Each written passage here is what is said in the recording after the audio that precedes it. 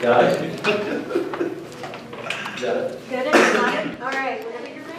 Well, I just want to say fantastic movie. After the screening yesterday, I was blown away with the dynamics that I experienced throughout the entire film. One thing that that grabbed me was the dynamic between father and son. To me, you know, it was a struggle of Generation X and Zillennials kind of combining because of how hard you were on him because you wanted him to succeed in this picture and be better even than yourself.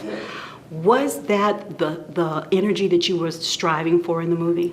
Or did it just come across like that? You saw it. Absolutely. I think, you know, Trey and I talked a lot about our fathers and the dynamic that was kind of existing and how we grew out of it as we grew older. And I think the biggest thing is was realizing that all the sacrifices that, you know, our fathers have made was ultimately so that we could just be free and that we can be young people and we can and just live a life and be happy. And we were trying to see how do we explore, you know, seeing a young man that has the opportunity to do that, but is still getting the burden and the pressures from his father because he doesn't understand how to communicate to the best of his ability just yet. Wow, well, you gave me a different perspective about middle class, upper class, African-American family. We're so used to the narrative of inner city, gang violence, drugs, but you introduced us to a whole level of, as you call them, people issues. Yeah. And those people issues kind of connected with everyone. Is that what you were looking for the audience to tell a story of just the struggles, family struggles, especially with the opioid addiction? I would say so. I think, you know, we are accustomed to seeing working class black folks just trying to survive. We also see like the Luciuses and the Cookies living high off the hog in this sort of fantastical, fabulous world. But like that middle ground, like so much of us live in this middle ground and we don't get a chance to see those stories put up on screen, right? And so you made fun of me because I said like, we got white people problems, right?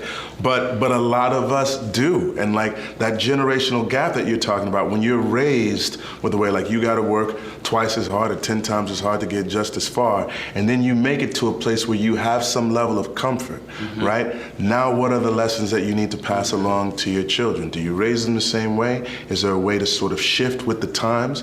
Because just because something worked for you doesn't mean that you have to replicate it for your children. You gotta kind of move with them, meet them where they are.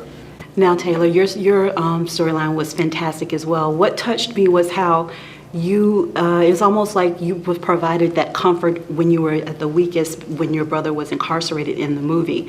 How was that playing the part of a young girl finding herself in the middle of all that drama? Well, there's a lot that I connected to in my own life with Emily and that I've experienced within my family and with my friends. So in many ways I feel like I've been there before, and we talk about how this was a really healing experience and movie to make, but I don't know, I think that there's certain parts that you kind of grab from your life that you infuse into the characters that you play. Well, this film is going to be coming out around the holidays, Thanksgiving, and I think it's a great story of blended families.